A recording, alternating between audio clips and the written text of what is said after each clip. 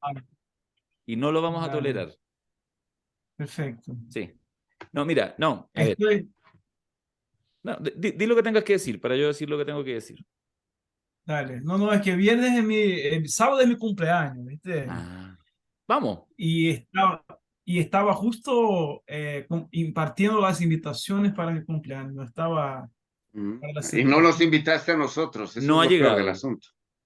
No, es que Sí. todavía a ustedes va a llegar con el boleto de avión, que todavía no está sacado. Sub- Eso espero.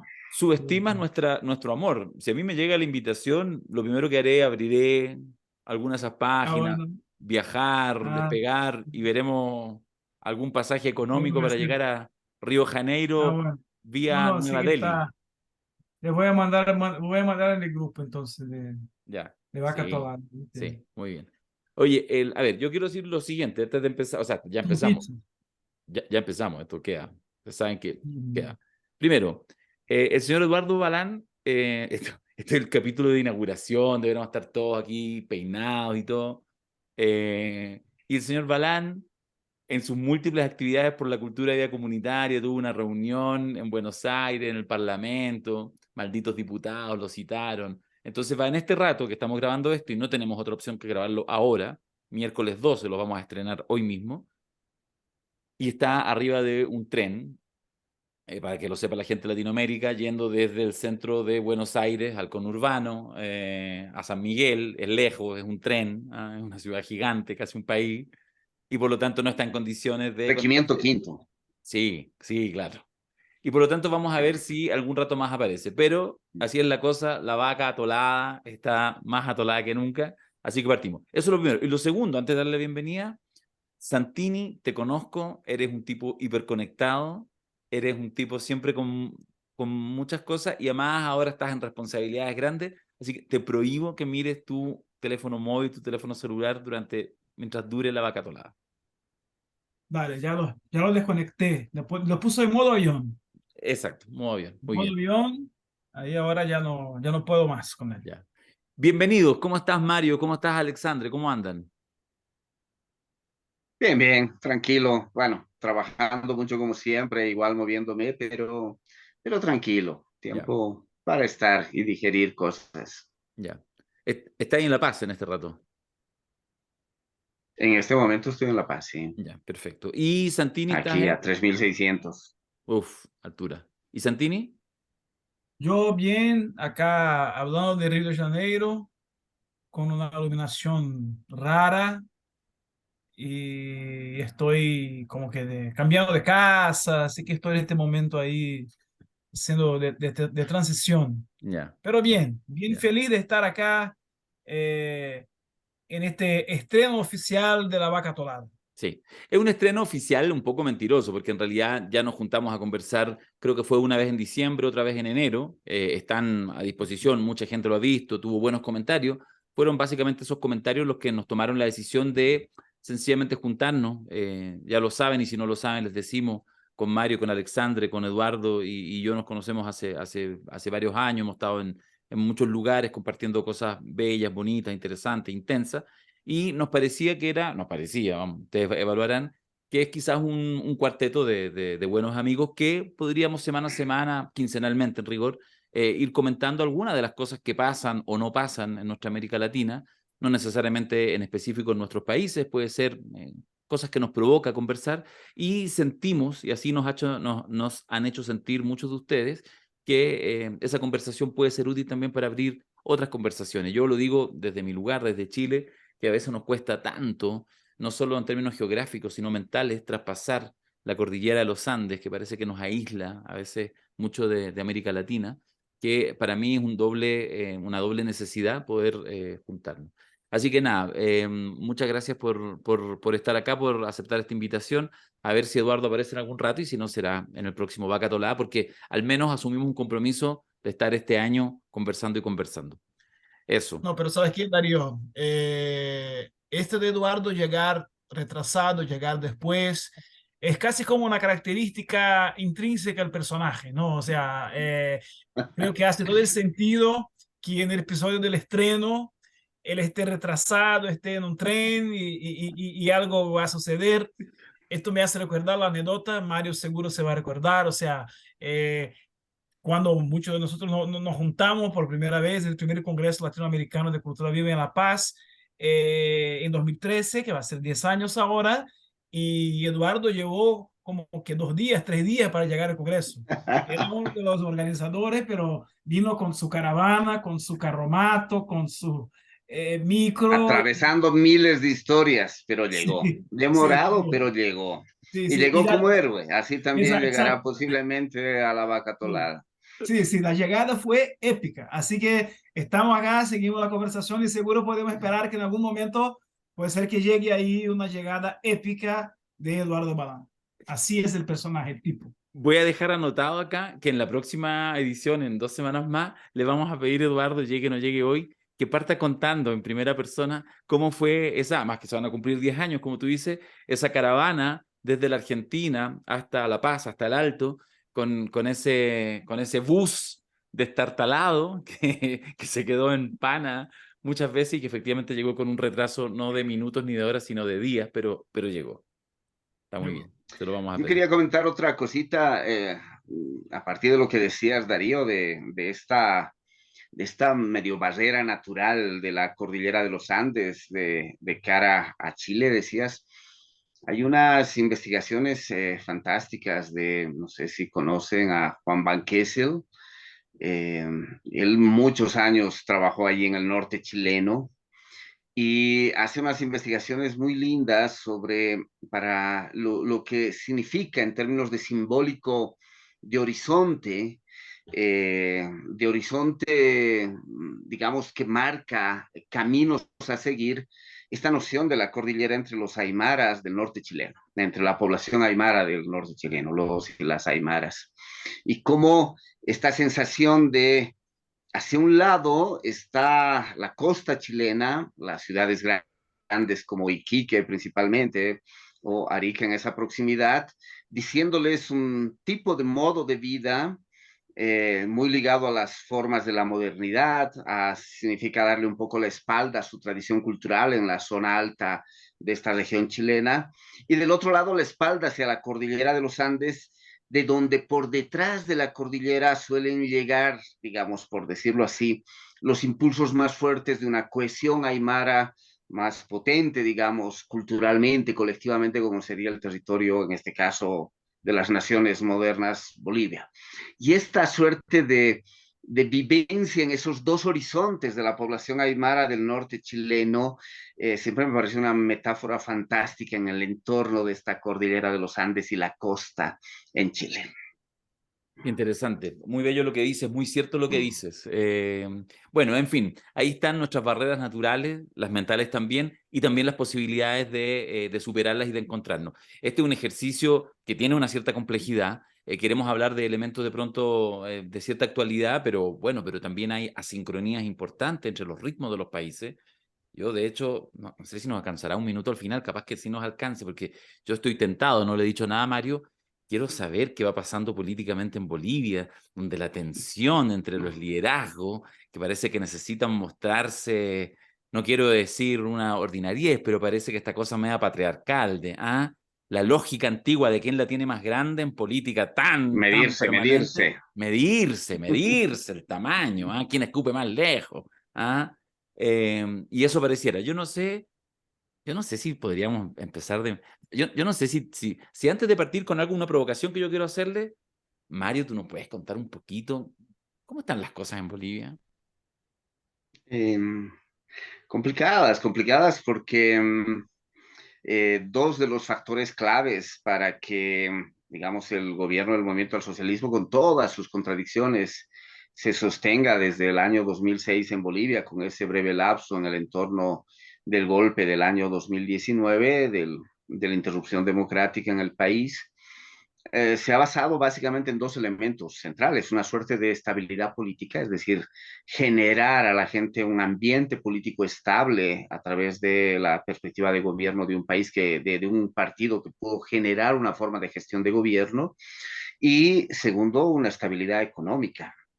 También que generó en estos años una noción de crecimiento de la economía, mecanismos de redistribución. Puedes discutir la base extractivista de ese modelo, sus pocas rupturas con el modelo neoliberal, pero logró una lógica más o menos redistributiva y mejorar los accesos en base a una estabilidad económica de cara al continente, que nos colocó una suerte de imagen referencial de un manejo de la macroeconomía. Ambas cosas se están tambaleando, y se están tambaleando en gran parte por procesos internos. En términos económicos, estamos viviendo como la explosión.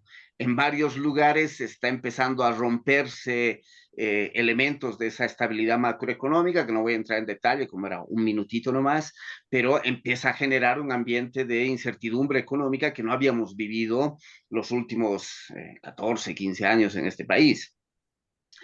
Y lo segundo es las disputas de tendencias en el movimiento al socialismo, que va por los liderazgos del movimiento al socialismo: Evo Morales, el presidente Luis Arce Catacora, el vicepresidente David Choquehuanca, una reaparición de Álvaro García Linera en el escenario público generando opinión. Entonces hay una suerte de disputa que también está cruzado por lógicas tremendamente patriarcales en términos de las disputas de esos liderazgos, de medirse, de calibrarse, etcétera, etcétera, pero que también muestran una de las cosas que es muy fuerte en el manejo del Estado, es decir, finalmente los partidos en el ejercicio del manejo del Estado también funcionan como maquinarias de distribución de empleo, de acceso de empleo, y entonces funcionan en este sentido como estructuras que permiten a sectores disputar esta posibilidad de generar ingresos.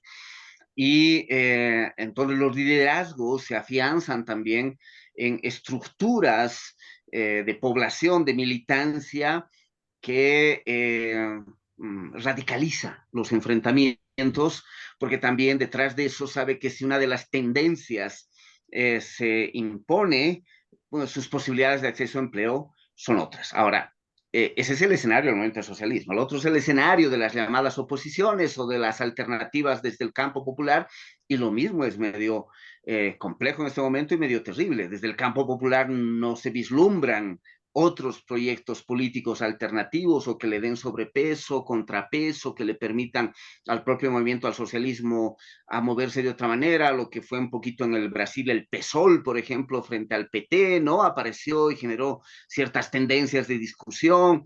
En el campo de las izquierdas, en Bolivia no aparece eso, tampoco aparece desde las organizaciones sociales, que fueron la base social de esos movimientos, por lo menos las grandes organizaciones sociales, y en la oposición lo mismo, una tremenda fragmentación, capturados por lógicas tremendamente conservadoras de la derecha, pero inclusive en esas lógicas de la derecha, unas lógicas también de enfrentamientos y de disputas y de cálculos, quién agarra este conflicto al nivel del MAS para capitalizarlo en sus propios liderazgos, entonces también sus propias medidas, medirse también estas formas prácticas muy patriarcales de la forma de la política en los sectores de oposición. Entonces está un ambiente enrarecido en Bolivia y necesitaremos unas semanas y unos meses para que eso se vaya aclarando y ver cómo decanta.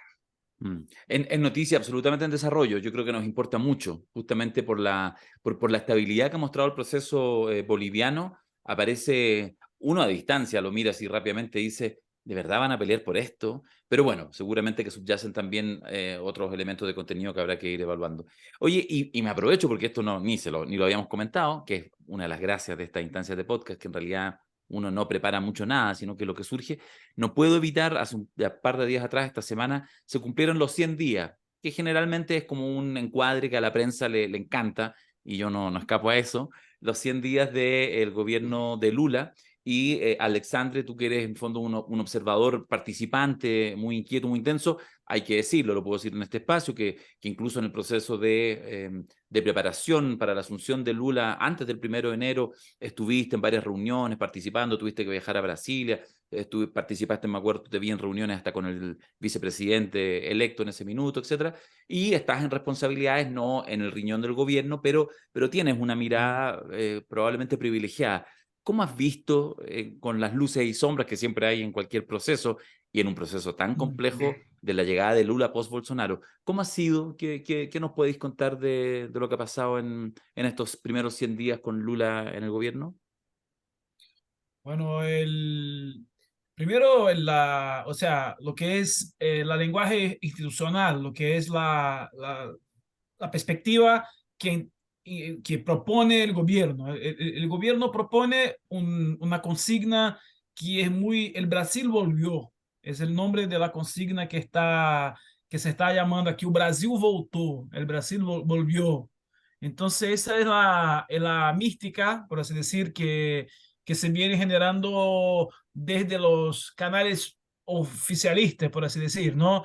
Y de hecho hubo toda una campaña, se está haciendo toda una campaña de prensa, de medios, de comunicación institucional, un poco en ese sentido. Entonces la cultura volvió, la educación volvió, un poco la idea de que se está rescatando el país y un poco en el sentido de reconstrucción, es el lema del gobierno es unión y reconstrucción. Así que hay una idea, una propuesta de poner el 100 días en el marco de esta vuelta del país, del encuentro del país consigo mismo. Esa es un poco la idea que corre en los medios y en los canales oficiales.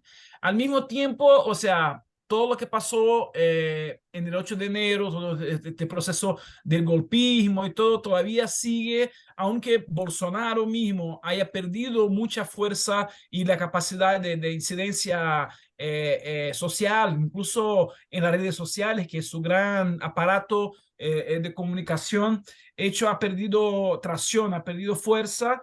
Y claro, porque no está como presidente, tenía su capacidad como presidente de creación de hechos mediáticos todos los días, eso ha perdido, pero como decir, el clima de polarización política se mueve particularmente al Congreso Nacional. El Congreso Nacional hoy, la Cámara de Diputados, el Senado y todo, es la gran arena, es el gran espacio de pelea y de polarización política. O sea, todas las semanas se están convocando a los ministros, a los líderes del gobierno a ponerlos en comisiones públicas, en audiencias, en plenario, donde hay mucho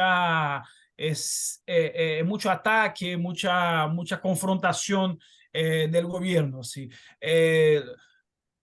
Lula por ahora todavía, Lula está en China en este momento, se fue a ver la vaca china, la vaca atolada de China y hacer ahí es una visita de Estado en China, es una visita que está una comitiva de parlamentarios, de ministros, de líderes empresariales, o sea, es una muy importante visita y agenda de Lula a China como conformar ahí un eje estratégico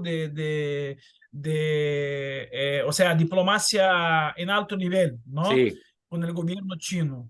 Pero más bien la agenda, lo que se está poniendo en este momento es intentar, todavía los 100 días son el tiempo que el gobierno tiene para, por así decirlo, una luna de miel con la sociedad. Después de los 100 días, creo que las demandas, los reclamos van a ponerse más, pero el cuadro de polarización social y política sigue muy fuerte con enfoque ahí en este escenario del Congreso Nacional. yo les quiero, para conversar en el rato que vamos a estar acá en La Vaca Atolada, algún día contaremos la historia del nombre, eh, pero es una bella historia, es un origen bueno, es un origen bailantero, pero bueno. Por ahí alguien que nos escuchó, cuando vio el nombre, escribió por interno y preguntó, dijo, ¿acaso van a grabar desde tal lugar? O sea, lo sabía todo. Algún día grabaremos desde el lugar. Yo les quiero poner un pie forzado, sé que puede servir, pero me lo permito porque es una arbitrariedad. porque estamos hablando de lo que va pasando en nuestros países, cada uno tiene distintos procesos, distintos momentos, hay fenómenos, allá voy, quiero ir a hablar de un fenómeno que probablemente es un fenómeno que traspasa fronteras, pero que por supuesto tiene temporalidades distintas, a veces es más intenso en un país, después baja, después vuelve a subir, etc. Pero en Chile es muy intenso, de hecho, yo creo que llevamos, yo diría un mes de una intensidad, por supuesto un proceso, pero un mes de una intensidad. Y si ustedes me apuran, la última semana ha sido de una intensidad gigantesca. Y que tiene que ver con este gran tema en letras doradas, propongo, que es la seguridad. La seguridad ciudadana, la sensación de inseguridad de la gente creciente, que muchas veces pasa, aquí en Chile estamos en ese proceso, pero así sin freno, por ahora, casi sin freno, sin ninguna capacidad, ni del gobierno, un gobierno de izquierda, ni de las organizaciones sociales, ni de la organización comunitaria, ni de las fuerzas políticas más progresistas, menos reaccionarias, a poner un atajo efectivo, porque lo que hay es que ha habido un proceso muy intenso en las últimas semanas incluso de la aprobación de una ley que entrega más facultades a las policías. De hecho, ustedes se van a reír quizá o se van a abismar del nombre, es para una legítima defensa privilegiada. O sea, no basta con el concepto de la legítima defensa, que es válido en cualquier contexto para civiles y policías, sino que la policía tendrá una legítima defensa privilegiada. Tiene una mayor legítima defensa, es decir, puede hacer defensa sin tener que responder mucho después las condiciones que lo hicieron, por ejemplo, utilizar su armamento de servicio.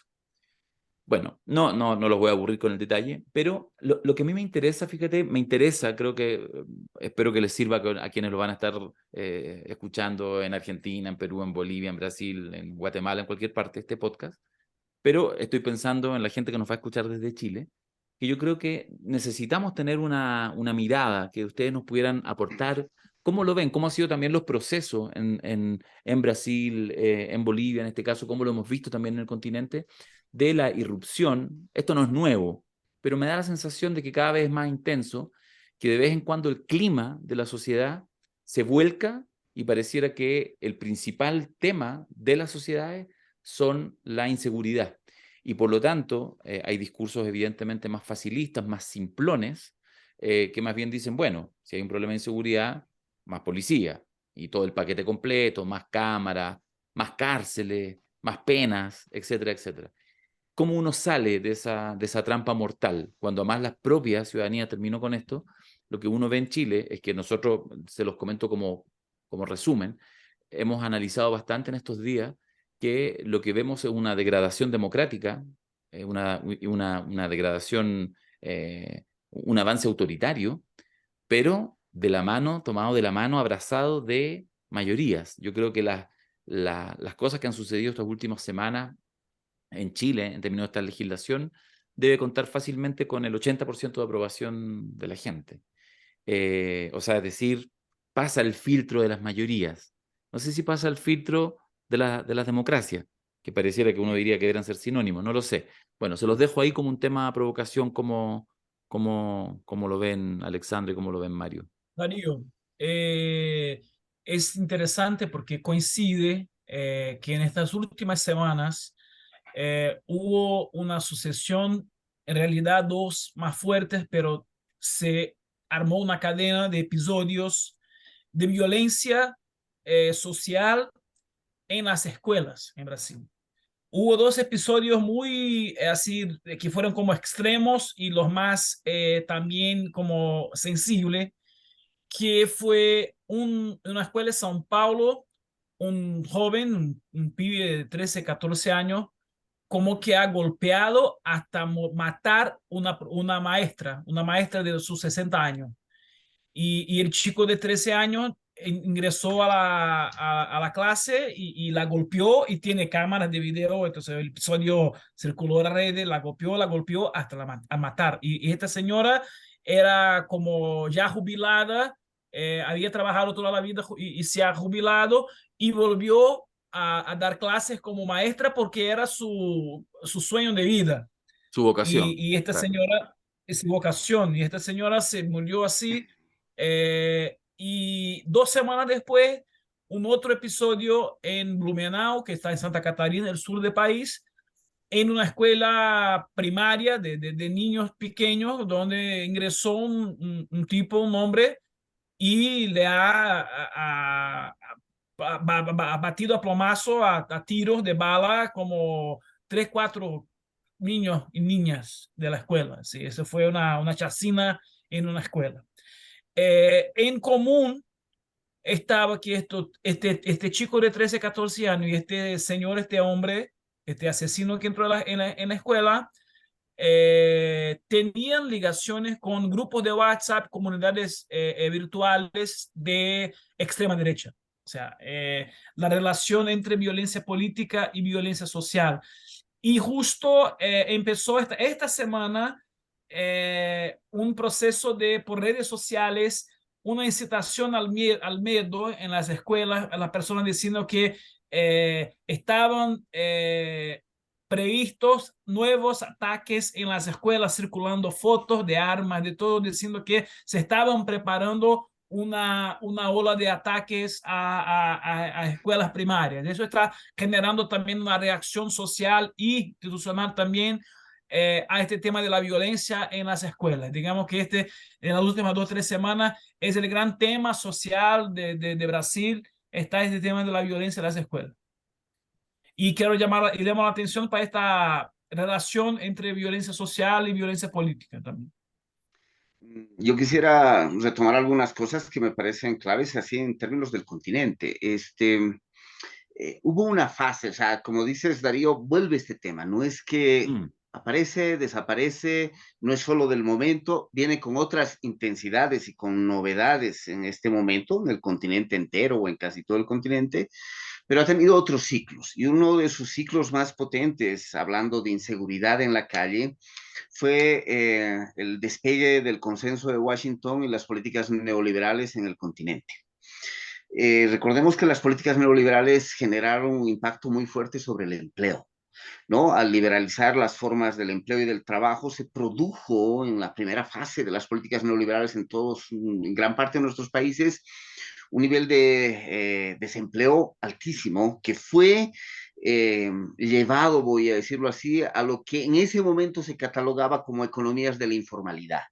Y entonces se fue llevado en muchos casos ese comercio de calle que inundó las grandes ciudades y hubo una fase además por la liberalización de precios que deterioró la economía campesina, una fase de migraciones altas hacia las ciudades y se pobló los centros de las ciudades de población vendiendo lo que podía en la calle. Eso ocurrió en Lima, ocurrió en La Paz, ¿no? Ocurrió en Buenos Aires y uno lo veía en un montón de ciudades en el continente entero. Ahí se sostuvo muy fuertemente un discurso ligado al tema de la inseguridad y la necesidad de limpiar las calles, porque las calles se habían vuelto un territorio inseguro. Luego, a los años, podemos mirar, para no entrar así en súper detalles, que mucho de eso estuvo ligado a una política que lo que podríamos decir genera un foco de atención en la noción de inseguridad, porque se fomenta también los escenarios de inseguridad, que permite que la gente busque salidas de corte autoritario, ¿no? Alguien que ponga orden a esos niveles de inseguridad. Y ese autoritarismo viene cargado muy fuerte de lógicas, voy a decirlo así, populistas, en términos de esta defensa del pueblo bajo el ejercicio autoritario de una figura mesiánica concentradora del poder, que justamente en el ejercicio de ese poder alto puede darle a la gente otra vez una cierta sensación de seguridad, pero viene aparejada de otras políticas de expansión de las formas de la economía que podrían generar rechazo de la población. En ese momento fueron la expansión de las políticas neoliberales. Es decir, los discursos autoritarios y de generación de protección y de seguridad se acompañaban de una expansión de políticas neoliberales que generaron, por ejemplo, el deterioro de las economías campesinas familiares, el deterioro del nivel de las condiciones del empleo, las formas de precarización del empleo. Y hoy se liga mucho a formas de expansión del extractivismo más radical.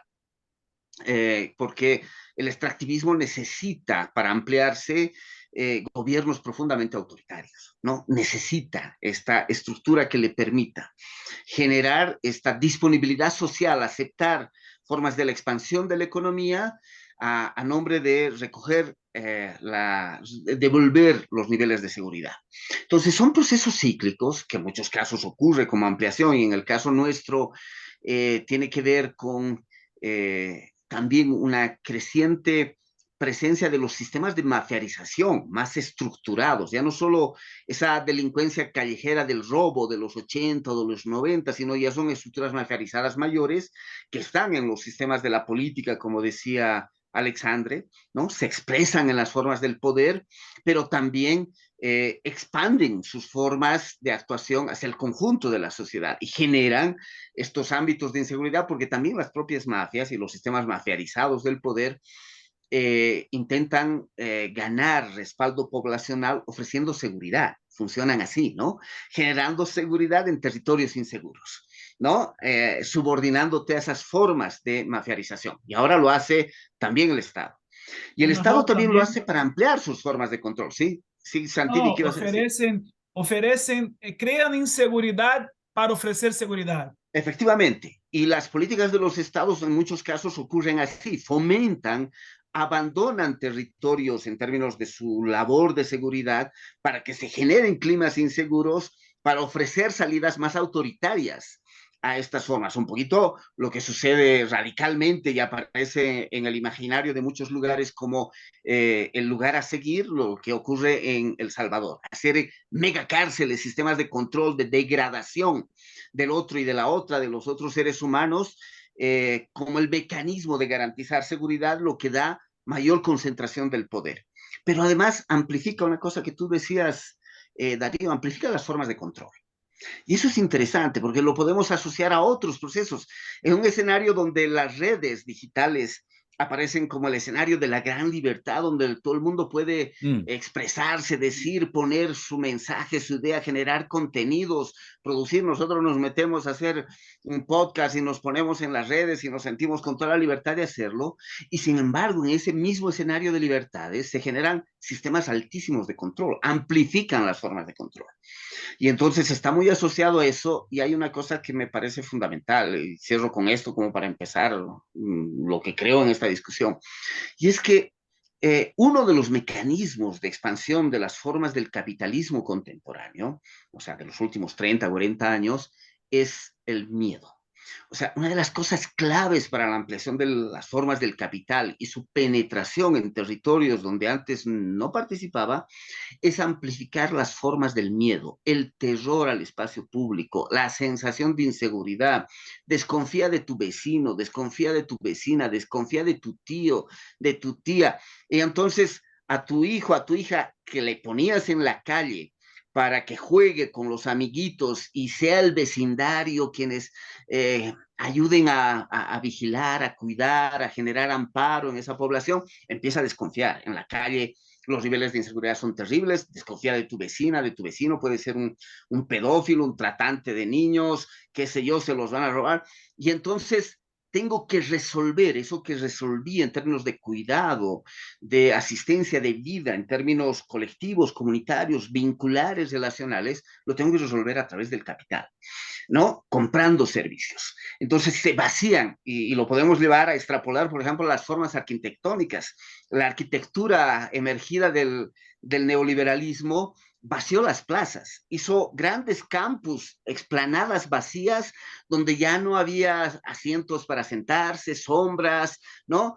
Grandes explanadas en sus formas arquitectónicas, porque si tú querías sentarte, conversar, mejor anda a un lugar seguro, vete a un mall, vete a no sé dónde, donde hay seguridad privada, donde tus hijos pueden jugar con vigilancia, ya no lo pongas en la calle, no lo expongas, ¿no?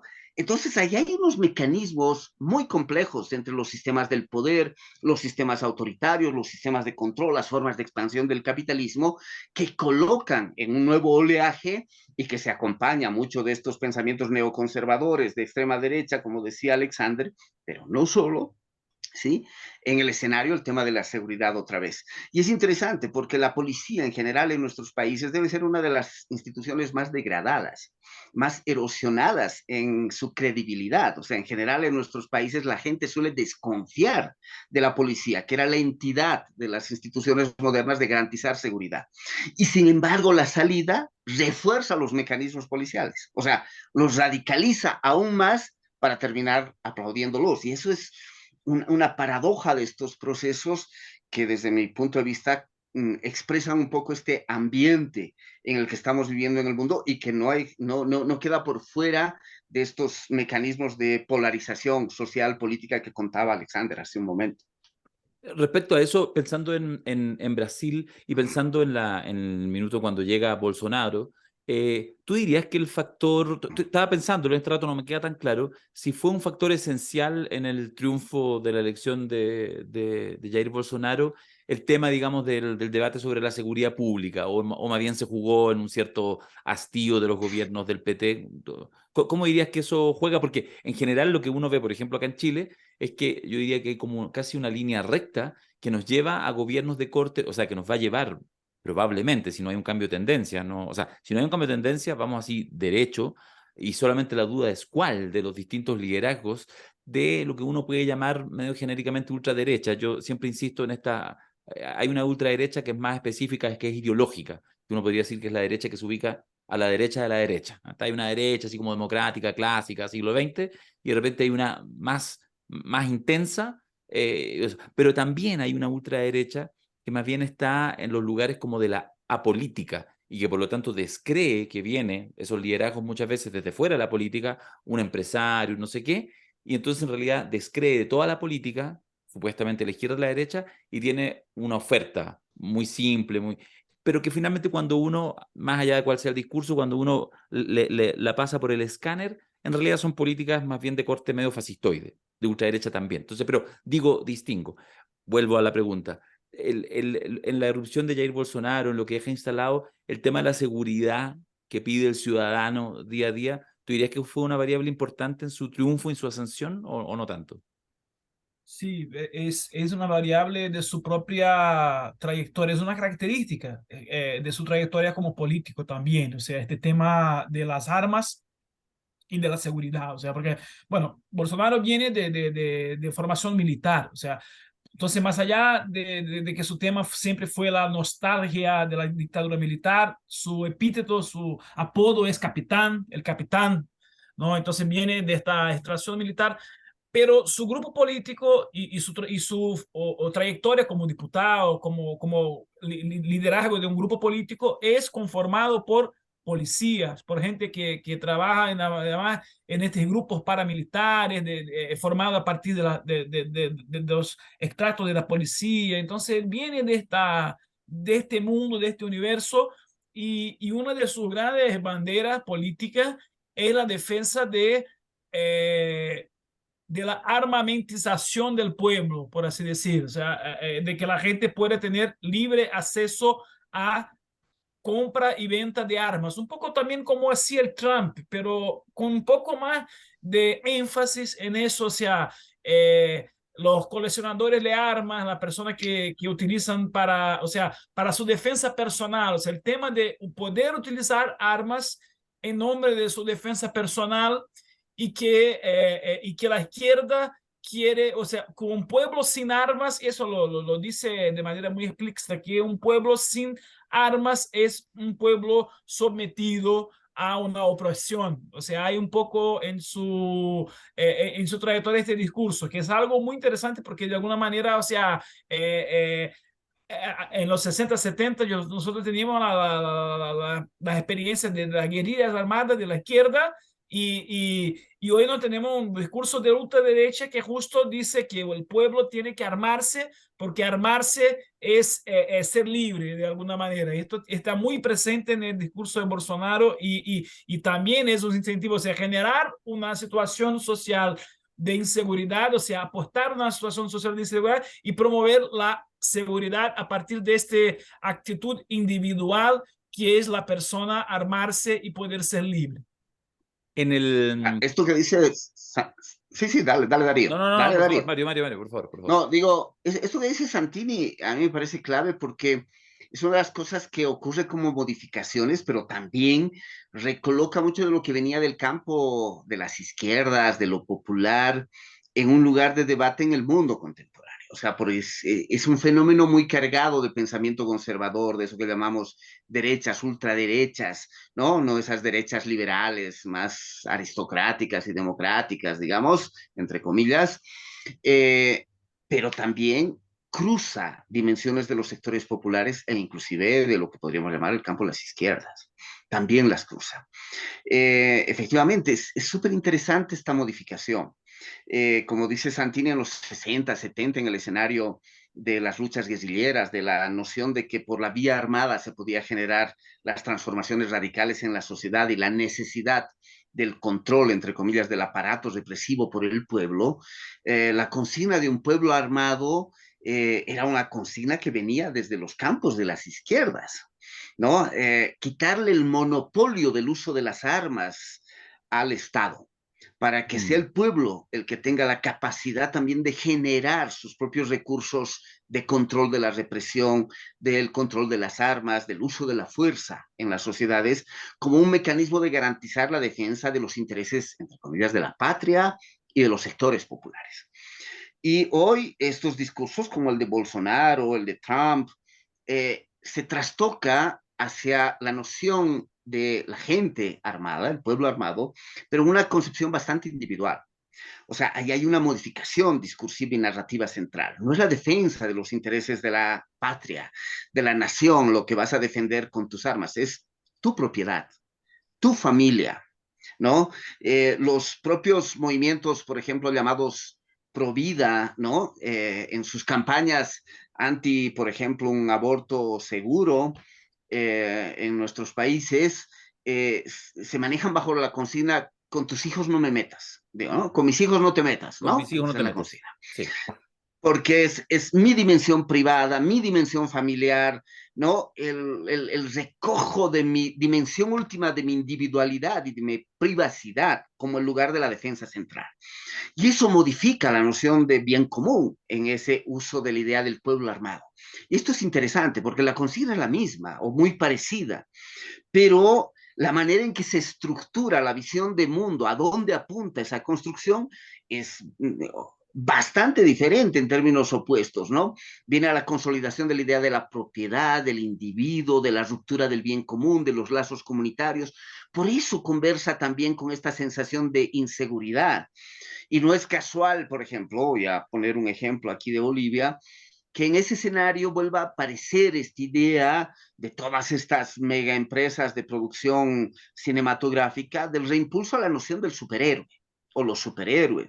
Es decir, las personas individuales resolviendo los temas de seguridad de la gente.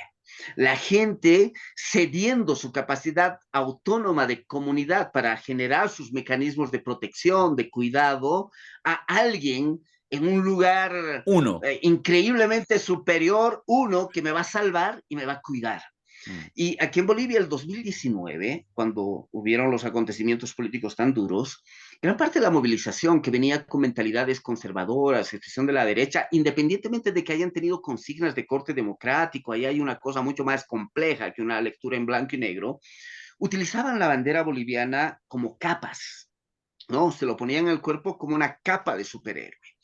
Y esto pegaba muy bien en las clases medias, donde las nociones de comunidad, de colectividad resolviendo el cuidado, están más disueltas y necesitas un corte de solución individual. Y entonces hasta en el imaginario del superhéroe aparecía con mucha fuerza y bajo eso, bajo esa estructura se aceptaba mecanismos de altísimo control, mecanismos de cuidado. A ver, muéstrame tu documento de identidad, vives en este barrio, no, no puedes transitar por aquí, grupos de WhatsApp para los sistemas de control, aparece alguien sospechoso con cara de indio en este barrio, entonces hay que ir a vigilar porque puede ser un infiltrado y no sé qué. O sea, los mecanismos fascistas entrecruzados por mecanismos de clase, de racialización de los ejercicios de dominación, Totalmente. y como decía Darío, hoy en muchos de nuestros países un discurso de este tipo ligado a generar seguridad con más autoritarismo, con más control, con mayor concentración del poder,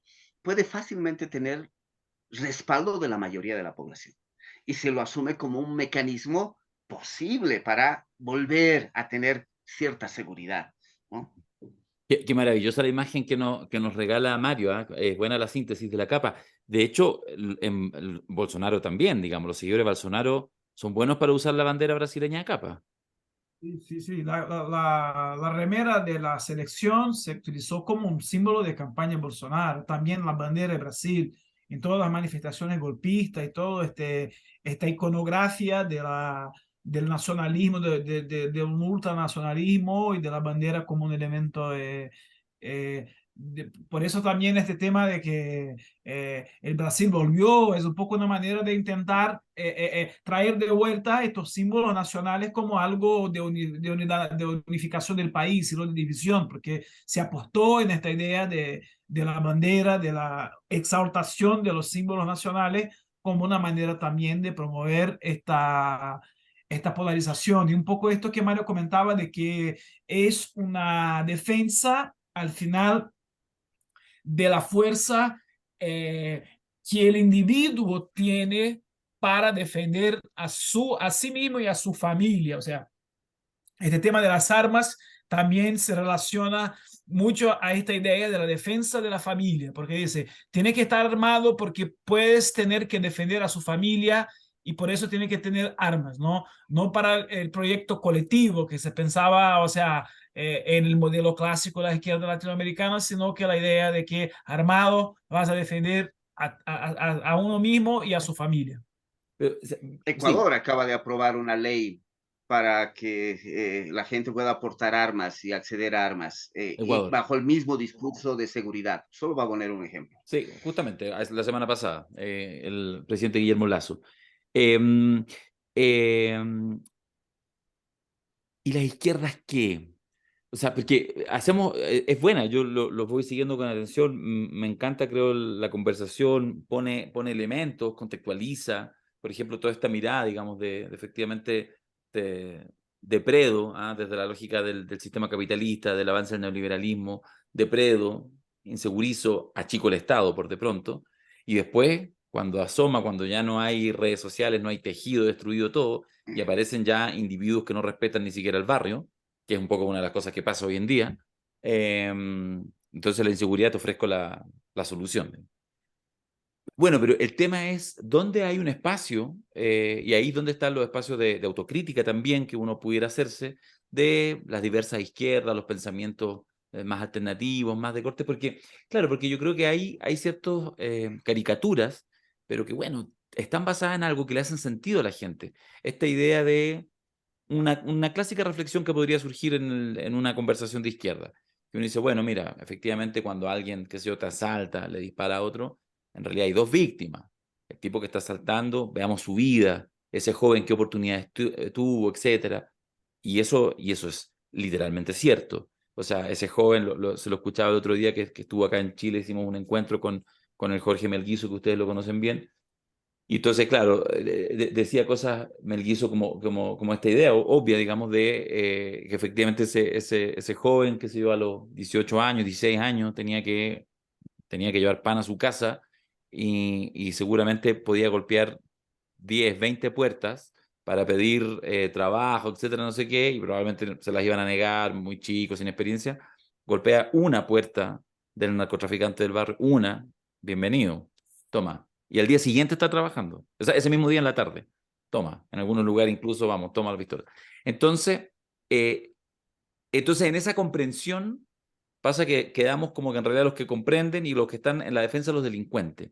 Y ahí aparece esto cierro esta reflexión que les pido en esta última parte, a propósito de lo de Bukele que mencionaba el Mario, la aparición del Salvador. Fíjate que hay una cosa que a mí me choca, que me di cuenta después.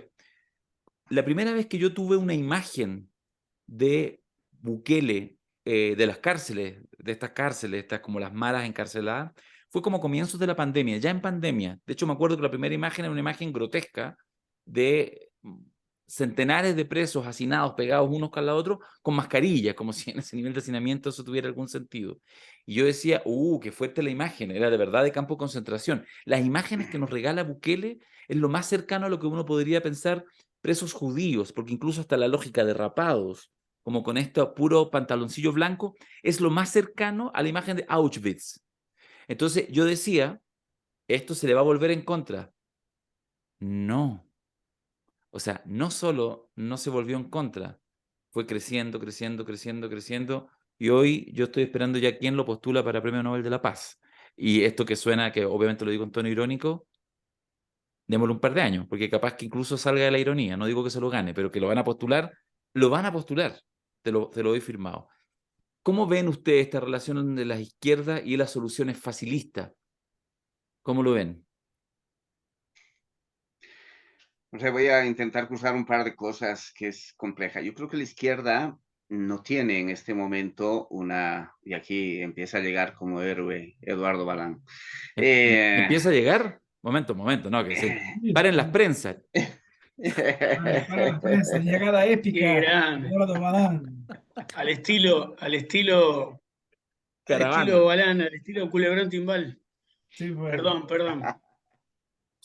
No, Te queremos, tuvimos, hermano, te queremos. tuvimos, tuvimos un día terrible hoy. Hubo acá paro de transportes acá en Argentina y una movilización grande de la CTA, está todo.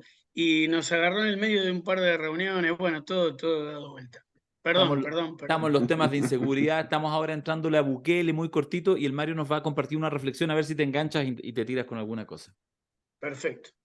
Una cosa que decía es que las izquierdas, la gente que viene de las izquierdas, no tiene mucha respuesta frente al tema. Efectivamente, como dices Darío, tiene una respuesta analítica, estructural, y efectivamente el tema es estructural, el tema es mucho más complejo, tiene que ver con el empleo, con la accesibilidad de la gente, ¿no? La satisfacción de sus necesidades, etcétera, etcétera. Pero la izquierda tiene dificultades porque también la izquierda fue constituida mentalmente, voy a decirlo así, a partir de sistemas de control. Los excesos de delegación del poder hacia los sectores populares les suelen generar desconfianza. Recordarán, volviendo a los ejemplos del neoliberalismo, cómo los partidos de izquierda se batían en tremendas pugnas por el control de los sindicatos o las de las dirigencias universitarias, porque eso le permitía un acceso a recursos, a institucionalidad, al despliegue del discurso partidario.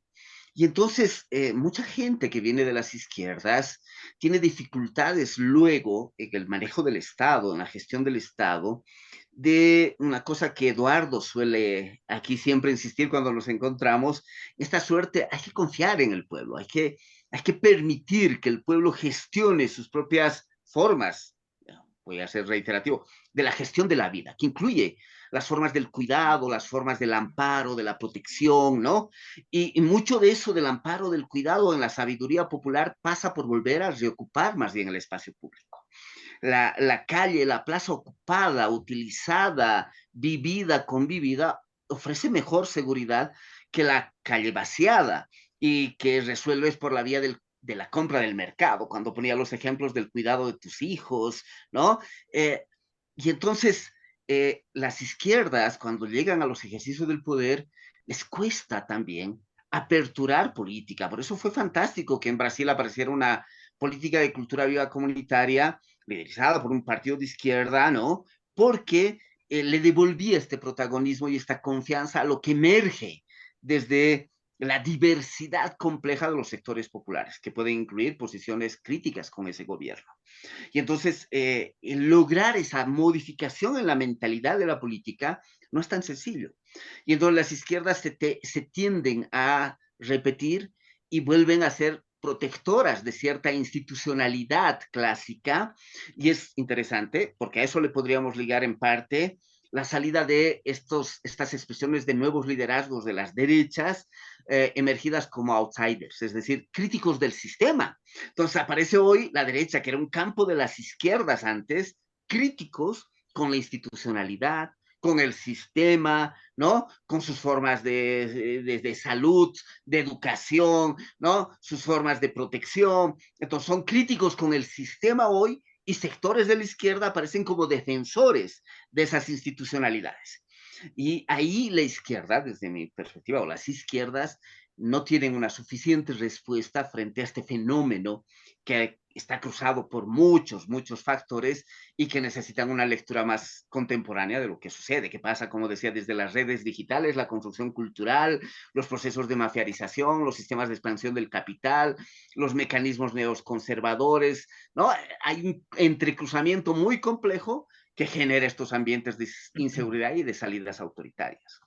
Eduardo, que siempre Señor. ha estado, digamos, tiene una vida, una trayectoria, siempre en el campo popular, muy ligado también a más a las pedagogías, a los espacios, es decir, de aprendizaje, formales e informales, de chicos jóvenes, en contexto de vulnerabilidad, como usualmente se llama. O sea, es decir, estás ahí. Entonces, la conversación que hemos hecho todo este rato, nos quedan 10 minutos de podcast, pero por eso me interesa muy bien que puedas entroncar, porque de alguna manera lo que hemos estado debatiendo en este rato es este jaque, a ratos jaque mate, que pone, un poco lo que decía Mario, las derechas, incluso agarrando un cierto hálito a lo que el día de ayer podían ser las demandas o las impugnaciones de la izquierda, del campo popular. Entonces, ¿cómo el tema de la inseguridad se ha transformado en un talón de Aquiles, que ya no es un talón, es una pierna completa de Aquiles, si es que no medio cuerpo, que tienen los pensamientos progresistas, más de avanzada, más de izquierda, y que están en jaque, insisto, porque en realidad no logran, pareciera, entregar respuestas coherentes para los vastos sectores de la ciudadanía respecto a los temas de inseguridad que vivimos.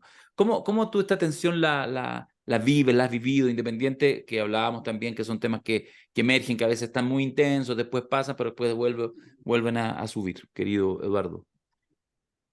Bueno, sí, bueno, primero que nada, no les vuelvo a pedir disculpas porque aprecio mucho el espacio este y la verdad que siempre es un placer, así que me dio mucha bronca no poder llegar a tiempo. Pero bueno, yo hice los deberes que nos planteó nuestro coordinador y, y respecto de concretamente del tema Bukele, consulté a amigos, a organizaciones de El Salvador, ¿no? Y bueno, me encontré con unas respuestas bastante provocadoras, ¿no? Porque concretamente no, si bien me hacen referencia a la complejidad de toda la situación de las maras y del pandillaje, ¿no? Nosotros tuvimos no sé si lo mencionaron Mario y Santini, No, pero estuvimos en el Congreso, el segundo Congreso de Cultura Viva Comunitaria Latinoamericano fue en El Salvador. 2015. Y yo, 2015, exacto. Y yo recuerdo bastante bien el clima cuando nos tocaba salir por ahí. Una cosa era estar en el edificio, sesionando, trabajando, y otra cosa es cuando había que salir a la calle y todos los recaudos que se tomaban por el ambiente de violencia y de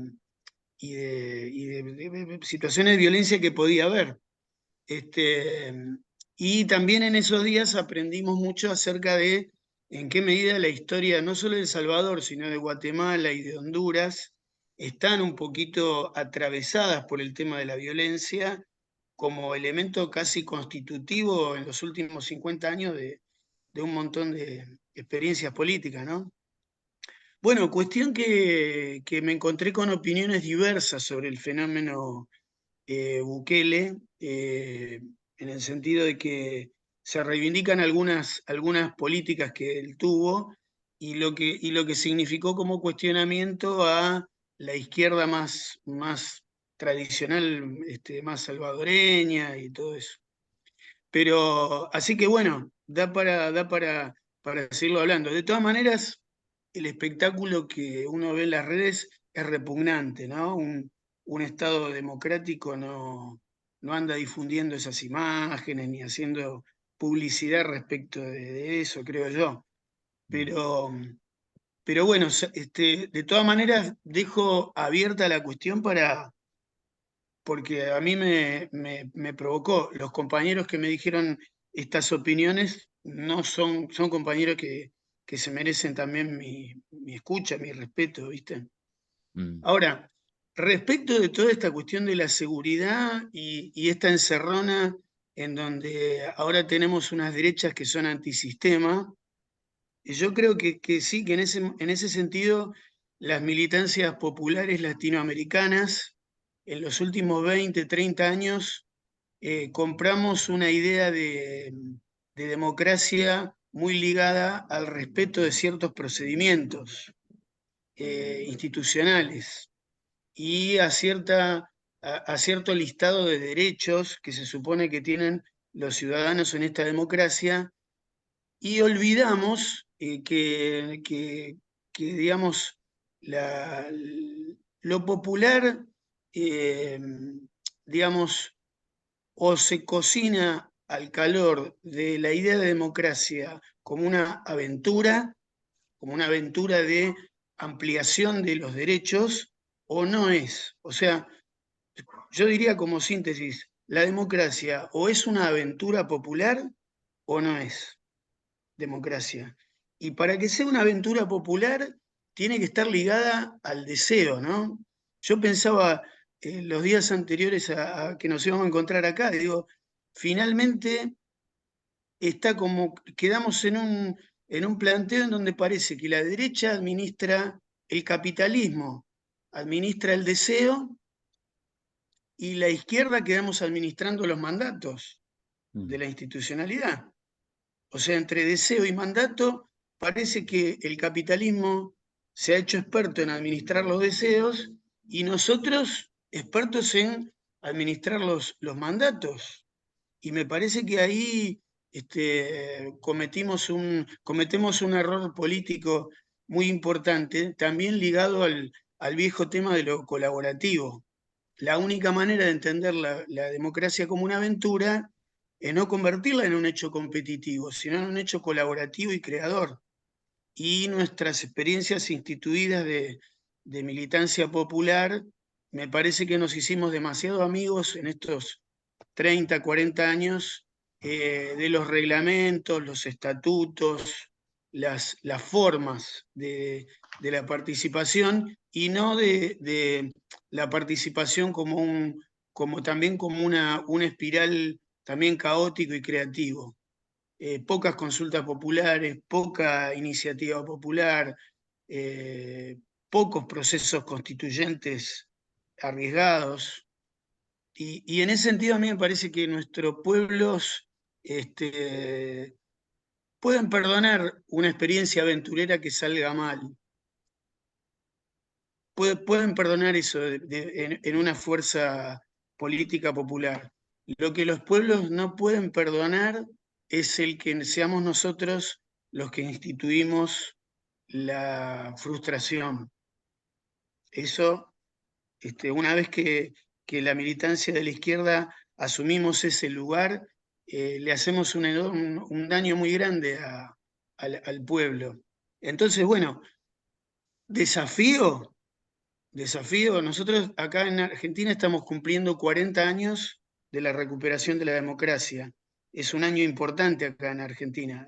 Nosotros tenemos vida democrática desde 1983, después de la dictadura, se están cumpliendo 40 años. Y tenemos la mitad de la población debajo de la línea de pobreza, y estamos a unos meses de la posibilidad de que tengamos un partido de derecha triunfante y un partido de ultraderecha como segunda fuerza. Entonces, estamos en el horno y hay que hacer una lectura de por dónde estuvimos entendiendo estos años que tenía que caminar el pensamiento revolucionario, ¿no? Y ahí me parece que hay que volver un poco al espíritu de la creación comunitaria, de la aventura democrática. Y que la democracia está sobre todo para discutirla, no es una cosa que está para obedecerla, está para discutirla colaborativamente, ¿no? No sé si Me fui gusta me claro. gusta la deriva de tu reflexión. Me gusta no, no, lo digo en Pero serio. sí. Me gusta la deriva. Mm. El podcast está cerrando, le quedan 2 minutos, así que yo lo único que quiero decir es que no sé si está de acuerdo Santi, no sé si está de acuerdo Mario, que fue como la llegada de la caravana, ¿no? El Sí. 2013, ¿o no? Tuvo un aire así, ¿o no? Porque hablamos de eso, Balán. Como no Tal cual. llegaba, le contamos a la gente que a las grandes citas te haces esperar. Llega, pero llega un poquito tarde. Si no fuera, Nah. siendo Balán, no podría pasar un estreno, un momento así, que no fuera llegar retrasado, pasaba algo en el camino, Y con el mensaje final revolucionario pero al total, o final con sea, un Igual, mensaje igual. así, pero al final con un a la mensaje que nos aventura pone todo, democrática. sí, a la ¡Fua! aventura democrática. O sea, que cerramos con Bueno, esto, o sea, salimos con esta, ¿no? Epopea de la aventura democrática. Así que bueno. no me digan eso. No sé si interpretarlo como una broma, como un Elogio reto total, o como elogio No, es un total, elogio, pero Dale. un elogio total. elogio Sí, total. sí. ¿Cuánto se demoraron en Bueno, la caravana el 2013 para llegar desde Buenos Aires, del conurbano hasta La Paz?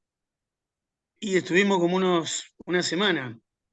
Era un viaje que teóricamente iban a ser 3 días y terminaron siendo 7, 8 días más o menos. Y eso fue Sí, sí. porque se destruyó el bus, el Ha micro en que pasado de andaban. todo, ha pasado de todo. Todo, No, pasó no, de Cortaron pasó. la todo. frontera, separaron la Se frontera. empieza a contar la historia de todas las paradas.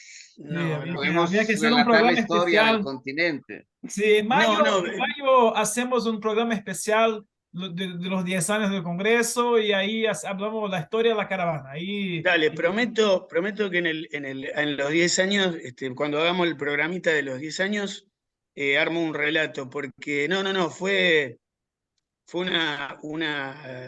y bueno, yo un poco también se los quiero agradecer a ustedes también, porque ese probablemente haya sido el momento político, espiritual más importante que tuve en la vida yo.